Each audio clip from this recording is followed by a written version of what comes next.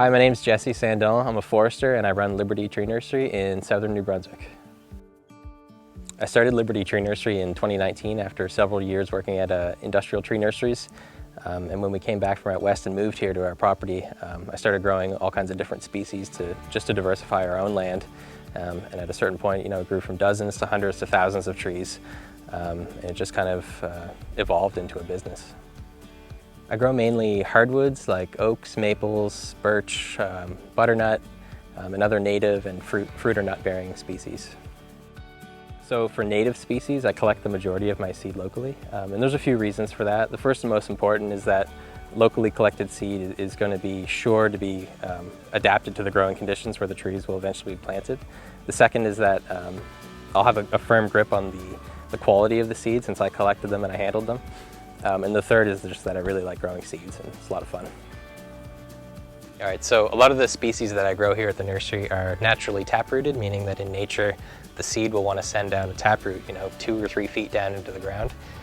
But it's kind of something we want to overcome in a nursery. So I start off most of these trees in an air pruning bed, which is about 8 inches deep. And at the bottom, instead of just a solid bottom, it's actually got a screen. So this hardware cloth is what the soil sits on top of.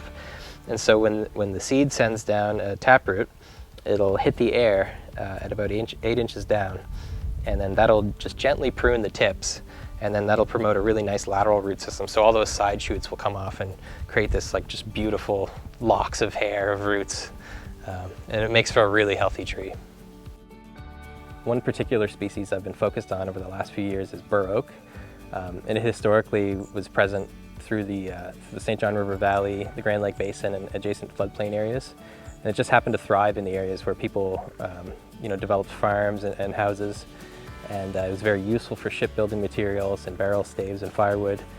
So as a result of that, there's very few mature trees left. But the good news is there are some mature trees left that we can get seeds off of. And there's no present threat from any particular disease or insect, so there's a very clear path towards restoration of the species. If we just get enough trees in the ground in the right places and protect them, then maybe we could get to a self-sustaining population.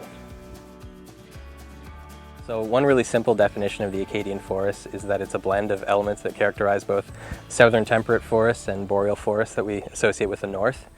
And it's undergoing shifts as a result of climate change. And I'm definitely not an expert in it, but from the research I've seen, it looks like what's going to happen is that those elements of the boreal forest, like balsam fir and black spruce, are going to decline, and elements of the southern, more temperate forests, like red maple, red oak, and white pine, are going to thrive.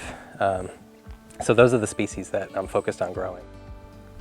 So one of the byproducts of planting some of these less commonly planted tree species is increased resilience in an ecosystem. So, the more species there are out there in the landscape, the more likely the landscape as a whole will be able to absorb changes that occur on it, while also increasing wildlife habitat.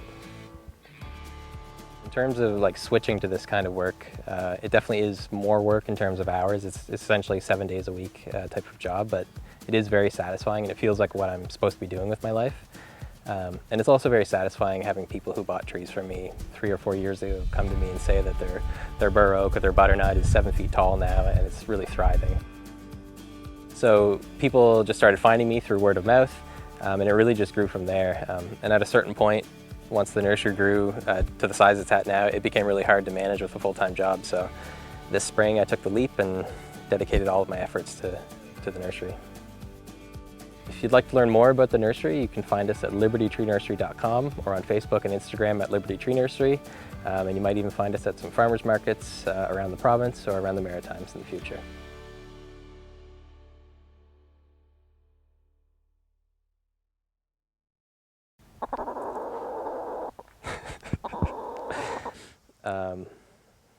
I can't do it with you.